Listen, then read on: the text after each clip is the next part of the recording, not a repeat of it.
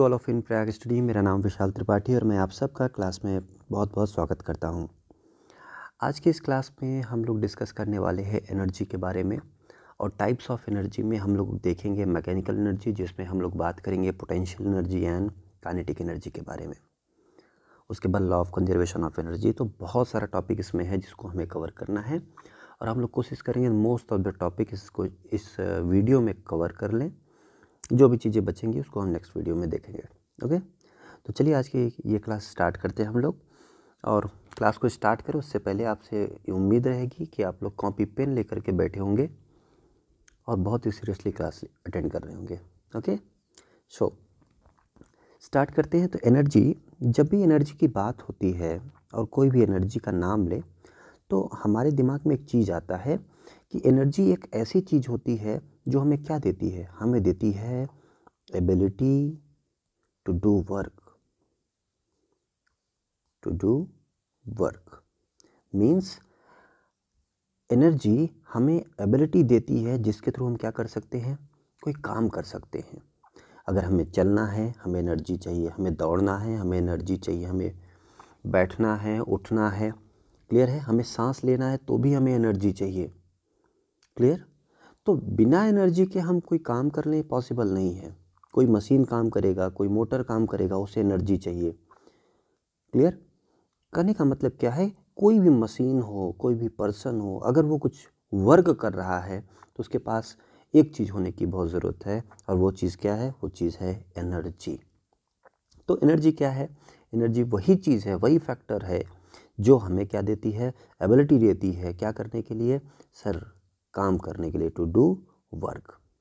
Okay, energy के बारे में खास बात, एनर्जी अमाउंट होती है, कैलकुलेट कर सकते हैं, नो डाउट कैलकुलेट कर सकते हैं, बट ये चीज़ ध्यान देना इसमें कोई डायरेक्शन वगैरह चीज़ नहीं होती है। तो इसीलिए हम इसको बोलते हैं कि एनर्जी क्या है, स्केलर क्वांटिटी है।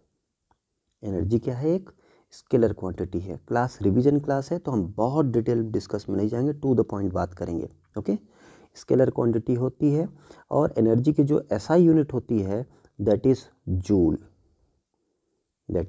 जूल, जिसको हम कैपिटल जे केवल लिखेंगे। क्लियर है। याद रखिएगा एनर्जी की एक कॉमन यूनिट भी होती है जो क्या होती है, कैलोरी होती है। क्या होती है, कैलोरी। ओके, तो ये बात याद रखिएगा, बिल्कुल भी कहीं पे कंफ्यूज आपको नहीं होना है। याद रखिएगा अगर कहीं पे 1 जूल लिखा है तो 1 जूल की जगह हम क्या लिख सकते हैं, 1/4.18 कैलोरी। क्लियर है। तो ये है रिलेशन किसके बीच का, जूल और कैलोरी के बीच का। कैलोरी क्या है, ये भी क्या है, यूनिट है। किसका यूनिट है, एनर्जी की यूनिट है, लेकिन जो हमारा जूल है वो है एसआई यूनिट, और कैलोरी जो है वो है प्रैक्टिकल यूनिट। आप सब लोग बहुत सुने होंगे, क्या सुने होंगे, जिम में जाते हैं इतनी कैलोरी हमें बर्न करनी है, उसके बाद कुछ चीज़ आप खाते हो तो उसमें क्या होता है कि इतनी कैलोरी इससे मिलेगी हमें। क्लियर है। तो वहाँ पे हम एनर्जी को कैलोरी के टर्म में समझते हैं। डन। तो ये बात दिमाग में बिठा के रखिएगा। और there are several types of energy, लेकिन हम जिस एनर्जी की बात करने जा रहे हैं जो कि हमारे चैप्टर से रिलेटेड है दैट इज़ मैकेनिकल एनर्जी। अब ये मैकेनिकल एनर्जी क्या चीज़ है, ध्यान से देखिएगा। एनीथिंग हैविंग एन एनर्जी, कोई भी चीज़ हो, anything having energy due to its motion. एक एक वर्ड इंपॉर्टेंट है ये। किसी भी के पास एनर्जी हो किसकी वजह से, उसके मोशन के कारण से, इट्स मोशन या पोजीशन, स्ट्रक्चर और स्पेशल कॉन्फ़िगरेशन। तो हम क्या कहेंगे, उसके पास क्या है, मैकेनिकल एनर्जी है। तो एनीथिंग हैविंग एनर्जी, मैं अंडरलाइन कर रहा हूँ, anything having energy due to its motion, position, structure, special configuration, तो हम कहेंगे कि उसके पास क्या है, उसके पास मैकेनिकल एनर्जी है। क्लियर? ये बात याद रखिएगा। इसका मतलब क्या है?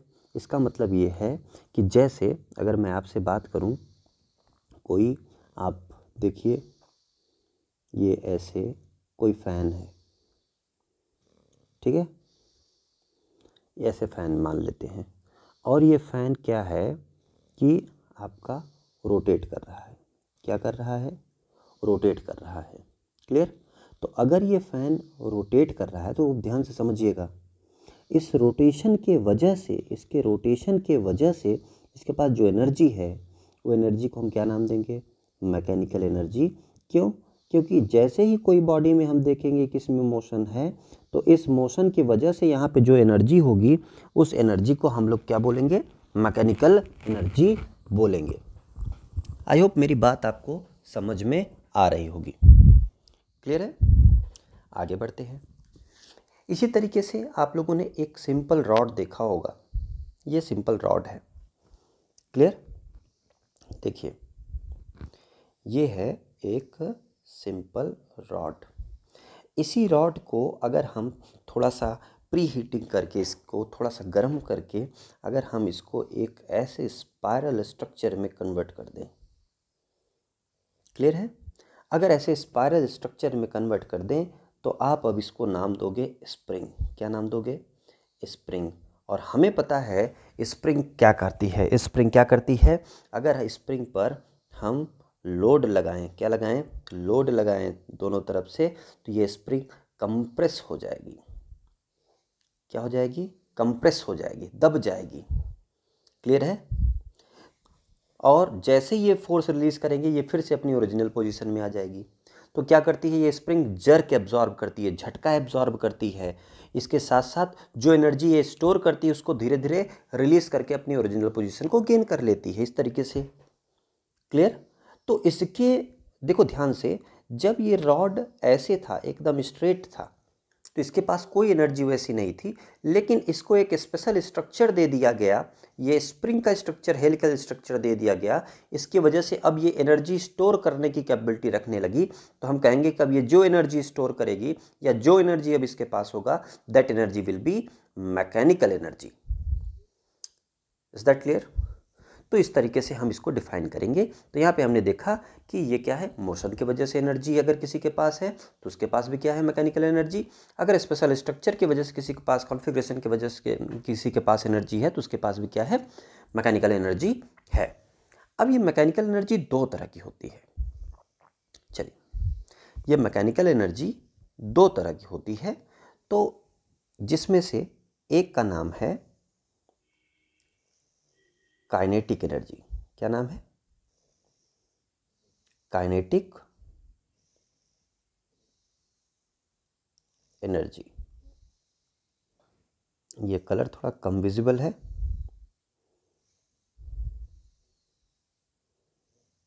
ये ठीक है फिर भी।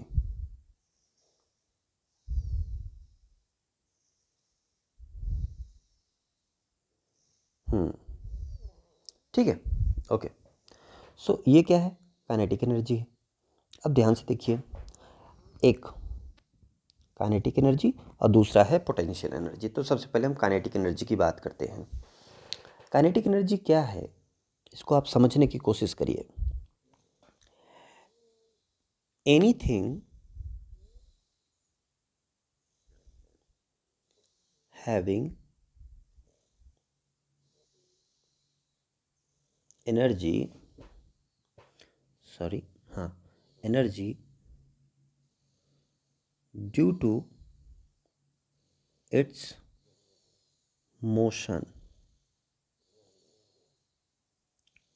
called kinetic energy. क्लियर? तो क्या कहा गया? किसी भी बॉडी के पास मोशन के वजह से, किसके वजह से, किसकी वजह से बात हुई? Anything having energy, having energy due to its motion, due to its motion, उसे हम क्या बोलेंगे? काइनेटिक एनर्जी बोलेंगे। क्या बोलेंगे? काइनेटिक एनर्जी बोलेंगे। क्लियर? अच्छा चलो, काइनेटिक एनर्जी, इसका एग्जाम्पल बताओ। चलो, मूविंग कार, इसके पास क्या होगा? इसके पास मैकेनिकल एनर्जी होगा। बिल्कुल मैकेनिकल एनर्जी है सर। क्या इसके पास पोटेंशियल एनर्जी है? नहीं, इसके पास काइनेटिक एनर्जी है। क्यों? क्योंकि इसके पास जो एनर्जी इसके मोशन की वजह से है, तो हम क्या कहेंगे? ये काइनेटिक एनर्जी है। बैट बॉल होता है, बैट बॉल पे क्या होता है? बैट जब बॉल को हिट करता है तो बॉल मूव करने लगता है, तो किसके पास कौन सी एनर्जी आ जाती है? काइनेटिक एनर्जी आ जाती है। आपने अभी एक एग्जांपल मैंने ऊपर दिया था, मूविंग फैन, इसके पास भी क्या है? काइनेटिक एनर्जी है। इसका मतलब कोई भी पार्टिकल अगर मूव कर रहा है उसके पास क्या होगा? काइनेटिक एनर्जी होगी। क्लियर है? ओके। तो काइनेटिक एनर्जी का फॉर्मूला जो होता है वो होता है हाफ mv²। क्या होता है? Half mv²। जहाँ पे ध्यान से देखिएगा, अगर कोई बॉडी है उसका मास है m और उसके पास v वेलोसिटी है, तो इसकी जो काइनेटिक एनर्जी होगी उसको क्या बोलेंगे? हाफ mv² लिखेंगे। क्लियर? ये इसका क्या है? फॉर्मूला। v का मतलब क्या है? Speed, velocity of the body. दूसरा जो टॉपिक है वो है पोटेंशियल एनर्जी। क्या है?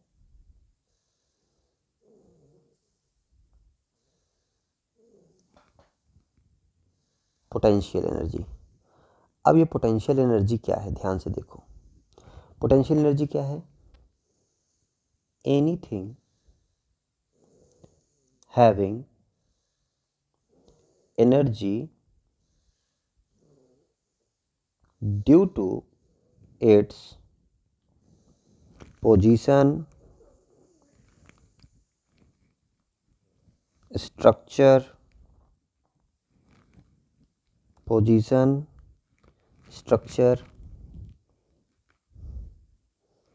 और special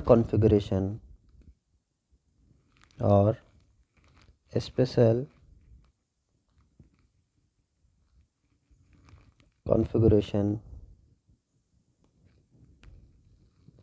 are called potential energy। Clear? इसका अगर एग्जाम्पल की बात करें तो सबसे बढ़िया एग्जाम्पल तो मैंने आपको दिया ही, स्प्रिंग। क्लियर है?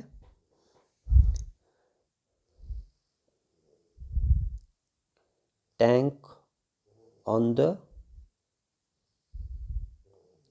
रूफ, छत के ऊपर अगर हम टैंक को रख दें उसके पास भी क्या होगा? पोटेंशियल एनर्जी होगा, उतनी हाइट पर रखा हुआ है। क्लियर है? अगर कोई बॉडी है वो अर्थ सरफेस से या डेटम से h हाइट पर है, तो उस पॉइंट पर जो पोटेंशियल एनर्जी होगी वो पोटेंशियल एनर्जी क्या होगी? mgh। क्या होगा? mgh। ये उसकी क्या होगी? टोटल पोटेंशियल एनर्जी होगी। क्लियर? तो ये हो गया पोटेंशियल एनर्जी का फॉर्मूला। क्लियर है? आई होप मेरी बात आपको समझ में आई होगी। अब अगर हम बोल रहे हैं किसी भी बॉडी का, अगर हम टोटल एनर्जी की बात करें, किसकी बात करें? Total energy. किसी भी बॉडी के पास जो टोटल एनर्जी होगी वो उसकी टोटल मैकेनिकल एनर्जी के इक्वल होगा। अब मैकेनिकल एनर्जी जो होता है वो होता है kinetic energy plus potential energy के इक्वल। तो यहाँ से हमें फार्मूला मिल जाएगा क्या? Total energy is equal to mechanical energy is equal to kinetic energy, मतलब हाफ mv², और potential energy is equal to mgh। और इस तरीके से ये हमें यहाँ पे मिल जाएगा। क्लियर? तो ये हो गया हमारा फॉर्मूला। क्लियर है? तो आई होप मेरी बात आपको क्लियर समझ में आई होगी। आगे बढ़ते हैं, चलो ध्यान से देखो इसमें आगे क्या करना है। डन है? तो इस तरीके से हम टोटल एनर्जी किसी भी बॉडी का अगर हमें निकालना है तो हम पोटेंशियल एनर्जी निकाल लें और काइनेटिक एनर्जी निकाल लें, दोनों का सम कर दें तो हमें उस बॉडी की टोटल मैकेनिकल एनर्जी मिल जाएगी। ओके, इसके बाद का इसके बहुत अच्छा कॉन्सेप्ट है एक, वो है लॉ ऑफ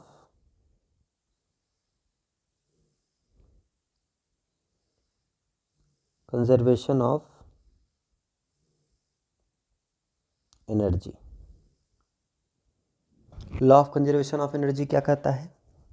बहुत ही सिंपल सा कॉन्सेप्ट है कि किसी भी सिस्टम की जो टोटल एनर्जी होगी वो हमेशा कांस्टेंट रहेगी।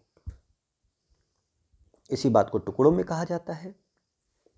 क्या कहा जाता है? मैं स्टेटमेंट लिख रहा हूं कि energy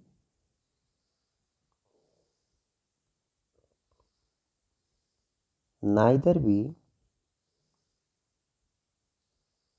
created nor be destroyed. It can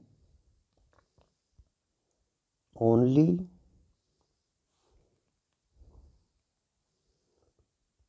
changes from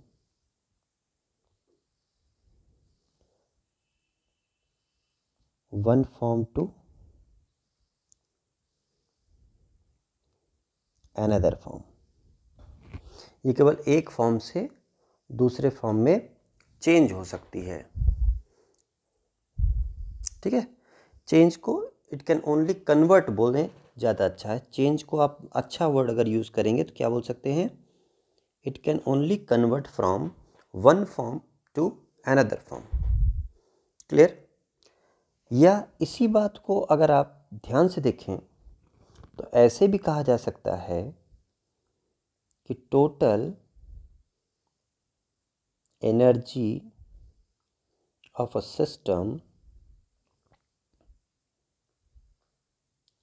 always be constant. ये भी जो स्टेटमेंट है ये भी law of conservation of energy को जस्टिफाई करता है। क्लियर है? कि किसी भी सिस्टम की टोटल एनर्जी जो रहेगी दैट विल रिमेन सेम। जैसे अगर मैं बात करूं कि अगर मैं एक बॉक्स बना रहा हूं और मैंने कहा ये बॉक्स है हमारा यूनिवर्स। ये क्या है? यूनिवर्स है हमारा। हमने इसको यूनिवर्स लिख दिया। इस पूरे यूनिवर्स में बहुत सारी चीज़ें हैं। ठीक है, इस यूनिवर्स में क्या है? सन है, बहुत सारे प्लैनेट्स हैं, स्पेस है। क्लियर? स्पेस है और भी बहुत सारे चीज़ें हैं। ठीक है, इस पूरे ब्रह्मांड में बहुत सारी चीज़ें हैं मान लो। क्लियर? स्टार्स भी बहुत सारे हैं ना, सब कुछ ऐसे बना दिया। क्लियर? लेकिन अगर मैं कहूं कि इस पूरे यूनिवर्स की जो टोटल एनर्जी है क्या वो बढ़ रही है या घट रही है, तो वो क्या होनी चाहिए? According to law of conservation of energy वो कांस्टेंट होनी चाहिए, न तो बढ़ेगी न तो घटेगी, बस वो एक फॉर्म से दूसरे फॉर्म में कन्वर्ट होती हुई दिख रही होगी। लेकिन ऐसा नहीं है कि एनर्जी कहीं से बढ़ जाए या कहीं एनर्जी मतलब टोटल एनर्जी घट जाए। पूरे सिस्टम की अगर हम एनर्जी देखेंगे, इस यूनिवर्स को एज अ सिस्टम अगर हम माने, तो इस पूरे सिस्टम की जो टोटल एनर्जी है वो टोटल एनर्जी जो रहेगी वो हमेशा क्या रहेगी? कंजर्व रहेगी, वो कांस्टेंट रहेगी, वो बढ़ेगी न घटेगी। यही है law of conservation of energy कहता है हमसे। क्लियर है? तो ये बात आप याद रखिएगा। इस चीज़ को अगर आप दिमाग में बिठा करके रखेंगे तो आप जान के चलिए कि आप बहुत कुछ चीज़ पॉजिटिव दिमाग में लेकर चल रहे हैं और आपको एकदम कोर कॉन्सेप्ट इस टॉपिक का पूरा पता है। क्लियर? इससे ज़्यादा आपको 9th में बहुत ज़्यादा डेप्थ में बहुत जानने की ज़रूरत नहीं पड़ती है, बट फर्दर हम लोग कुछ टॉपिक्स की बात करते हैं और वो मैं आपको ले चल रहा हूँ, मैं आपको दिखा रहा हूँ इसी काइनेटिक एनर्जी और पोटेंशियल एनर्जी को लेकर के कि किस तरह law of conservation of energy में हम कन्वर्जन दिखाते हैं, किसका, एक फॉर्म ऑफ एनर्जी का दूसरे फॉर्म ऑफ एनर्जी में। तो जैसे अगर मैं बात करूं कि मान लो कहीं पे फ्री फॉलिंग हो रहा है, क्या हो रहा है, फ्री फॉलिंग हो रही है, किसकी, ऑब्जेक्ट की फ्री फॉलिंग हो रही है। तो मान लो एक बॉडी है जिसका मास है m और ये समथिंग h हाइट पर है। तो ध्यान से समझना मैं क्या बोल रहा हूँ। ये समथिंग अर्थ सरफेस से h हाइट पर है। मान लेता हूँ ये पॉइंट है A। ओके, डन, ठीक है। फिर मैंने कहा कि A पॉइंट पर टोटल एनर्जी क्या होगी, निकालो total energy at point A। तो अगर ये बॉडी फ्री फॉल करेगी तो यहाँ पे इनिशियल वेलोसिटी क्या रहेगी, 0 रहेगी, क्योंकि यहाँ से ये बॉडी नीचे गिरेगी। तो इनिशियल वेलोसिटी इसकी 0 कंसीडर करेंगे। तो इनिशियल वेलोसिटी जैसे ही 0 होगा तो एट पॉइंट A तो काइनेटिक एनर्जी तो 0 हो जाएगा, क्योंकि टोटल एनर्जी क्या होता है, kinetic energy plus potential energy. और A पॉइंट की बात हो रही है तो हम kinetic energy at point A, potential energy at point A देखेंगे। यहाँ पे देख रहे हैं कि वेलोसिटी क्या है, 0 है। वेलोसिटी क्या है बॉडी की, 0 है। तो काइनेटिक एनर्जी तो यहाँ पे क्या हो गया, 0 हो गया। तो यहाँ पोटेंशियल एनर्जी केवल बचा कितना, पोटेंशियल एनर्जी बचा mgh, और यही इसकी क्या हो जाएगी, total energy at point A। और इसको मान लेते हैं इक्वेशन फर्स्ट, ठीक है। फिर हमने कहा चलो ठीक है, कोई रैंडम एक बीच में पॉइंट ले लेते हैं B। ये इस पॉइंट को मान लिया B और ये बॉडी यहाँ पर आ गई। ओके, इस पॉइंट पर जैसे ही आएगी, तो जैसे ही B पर आएगी तो यहाँ पे वेलोसिटी तो 0 थी A पर, लेकिन V पर वेलोसिटी आएगी तो मैं मान लेता हूँ V पर वेलोसिटी जो हो गई वो हो गई VB, क्योंकि नीचे जब गिरेगी तो G ग्रेविटेशनल एक्सेलरेशन से ये ड्रॉप होगी, और जब ये इतने एक्सेलरेशन से ड्रॉप होगी तो एक्सेलरेशन का मतलब rate of change in velocity होता है, यानी समय के साथ इसकी वेलोसिटी में चेंज आएगा। और हमको भी पता है कि जैसे जैसे नीचे फॉल करेगा इसकी वेलोसिटी बढ़ती जाएगी। तो B पॉइंट पर जो वेलोसिटी है उसको हमें निकालना हो तो हम कैसे निकालेंगे, खूब ध्यान से समझो। हमें एक फॉर्मूला पता है, V equal to U plus GT, बड़ी आसानी से निकाल सकते हैं। V एट पॉइंट B हमें निकालना है, U इक्वल टू 0 हमें पता ही है 0, G निकाल सकते हैं और T निकाल सकते हैं। बट हम सबको पता है कि T हमें पता ही नहीं है, T यहाँ पे कितना होगा हमें आइडिया नहीं है। तो टाइम तो निकाल नहीं सकते, तो हम यहाँ पे हाइट देखते हैं। तो मान लो कि ये जो हाइट है ये x हाइट नीचे आई, यानी A से B तक कितना डिस्टेंस चला, x। तो अगर मैं कहूँ कि B से लेकर के पूरा ग्राउंड तक कितना डिस्टेंस बचा, तो ये बचा h minus x, h minus x. तो इसका मतलब क्या है, फर्स्ट इक्वेशन ऑफ मोशन तो फेल कर गया, क्योंकि इसमें टाइम दिया, टाइम तो दिया ही नहीं है। तो हमें थर्ड वाला यूज़ करना चाहिए, v square equal to U square plus 2gh। हाँ आप ठीक है, क्योंकि x डिस्टेंस हमको दिया है तो h की वैल्यू तो हम रख सकते हैं। तो v एट b अगर निकालेंगे तो u बराबर कितना है, 0 है, और ये कितना हो गया 2gx। तो vb स्क्वायर कितना निकल गया, 2gx। vb स्क्वायर ही चाहिए, क्योंकि अगर मुझे total energy at point B निकालना होगा, ये मैं लिख दे रहा हूँ, total energy at point B निकालना होगा, तो इसका मतलब क्या है, kinetic energy at point B plus potential energy at point B हम निकालें तो kinetic energy at point B अगर हम यहाँ पर देखेंगे तो सॉरी एक second, kinetic energy at point B यहाँ पर देखेंगे तो कितना होगा, half m velocity at point B है तो वी बी का स्क्वायर प्लस mgh। अब यहाँ पर जो पोटेंशियल एनर्जी होगा उसकी जो हाइट कंसीडर करेंगे, कहाँ से करेंगे, अर्थ सरफेस से कितनी हाइट पर है, कितनी ऊंचाई पर गया है, तो ये कितना निकला है h माइनस एक्स। तो mgh का मतलब डिस्प्लेसमेंट है, तो यहाँ पे कितना डिस्प्लेसमेंट है या अर्थ सरफेस से कितनी ऊंचाई पर है, h माइनस एक्स पर है, तो ये रख देंगे। देन पुट द वैल्यू, भाई वैल्यू पुट करिए सबका, तो हाफ वी बी का स्क्वायर का वैल्यू कितना है 2gx है, 2gx प्लस इसका सॉल्यूशन करिए, मल्टीप्लाई करिए तो हो जाएगा mgh माइनस mgx।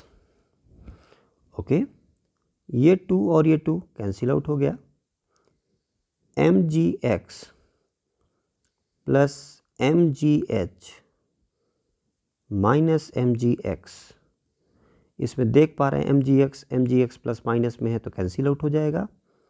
कितना बचा, mgh बचा, क्या, total energy at point B, इसको इक्वेशन 2 मान लिया। ओके,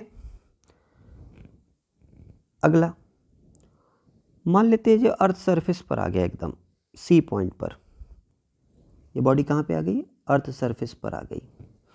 जैसे ही अर्थ सरफेस पर आएगी तो हाइट तो टोटल ख़त्म हो जाएगा। तो अगर मैं आपसे बात करूँ वो total energy at point C कितना होगा, तो आप कहोगे kinetic energy at point C plus potential energy at point C. Okay, तो यहाँ तो एक बात स्पष्ट से क्लियर है, तो काइनेटिक एनर्जी कितना होगा, half m V C square plus potential energy zero हो जाएगा क्योंकि हाइट ही खत्म हो गया, mgh होता है, h जीरो हो गया तो हाइट ही जीरो हो गया तो पोटेंशियल एनर्जी जीरो हो गई। तो total energy at point C जो होगा वो हाफ एम वी सी के स्क्वायर के इक्वल होगा। तो हाफ m, ये वी सी का स्क्वायर कैसे निकालें, और निकाल लेते हैं। जैसे ये निकाले हैं, इसी थर्ड इक्वेशन आप मोशन का सी पॉइंट पर यूज़ करें तो वी सी का स्क्वायर कितना हो जाएगा, यू स्क्वायर, यू तो जीरो है, जीरो, 2gh, ठीक है। तो ए से, खूब ध्यान समझिएगा, ए से बी तक आने में बॉडी कितना चला है, h चला है, तो कितना आ जाएगा, 2gh आ जाएगा। क्लियर, तो ये आ जाएगा आपका वी सी स्क्वायर बराबर कितना हो गया, 2gh। फिर ध्यान समझिएगा, मैं ए से सी पर आने पर निकाल रहा हूँ, तो ए से सी पर आया है बॉडी, तो बॉडी कितना हाइट चल करके आया है, h हाइट चल करके आया है। दैट्स वाई इस बार हमने h की जगह क्या लिया है, h ही रखा। क्लियर, यहाँ से 2 और 2 कैंसिल हो जाएगा। तो total energy at point C किसके इक्वल आ गया, mgh के इक्वल आ गया। इसको इक्वेशन थर्ड मान लो। डन। अब यहाँ पे आप लिखो from equation 1, 2 and 3 total energy at point A कितना आया है, mgh। Total energy at point B कितना आया, mgh। Total energy at point C कितना आया, mgh। सब बराबर हैं, इसका मतलब total energy at point A is equal to total energy at point B is equal to total energy at point C. इसका मतलब टोटल एनर्जी किसी भी पॉइंट पर देख रहे हैं तो वो क्या है, सेम है, कांस्टेंट है। क्लियर, इसका मतलब अगर कोई बॉडी फ्री फॉलिंग कर रहा है तो law of conservation of energy को फॉलो कर रहा है, क्योंकि उसकी टोटल एनर्जी किसी भी इंस्टेंट पर देख रहे हैं तो वो क्या है, सेम है, वो बदल नहीं रही है। यही law of conservation of energy आपको बताता है। क्लियर, तो आई होप मेरी बात आपको समझ में आई होगी और ये वीडियो आपके लिए काफ़ी हेल्पफुल रही होगी और आपका एक बहुत अच्छा रिवीजन हुआ होगा। तो इसी उम्मीद के साथ आज की क्लास को यहीं पे एंड करते हैं और आई होप आप जल्दी से जल्दी इस क्लास को ज़्यादा से ज़्यादा अपने साथियों के साथ शेयर करेंगे, जिससे कि सभी लोग इसका लाभ उठा पाएँ। Thank you so much students.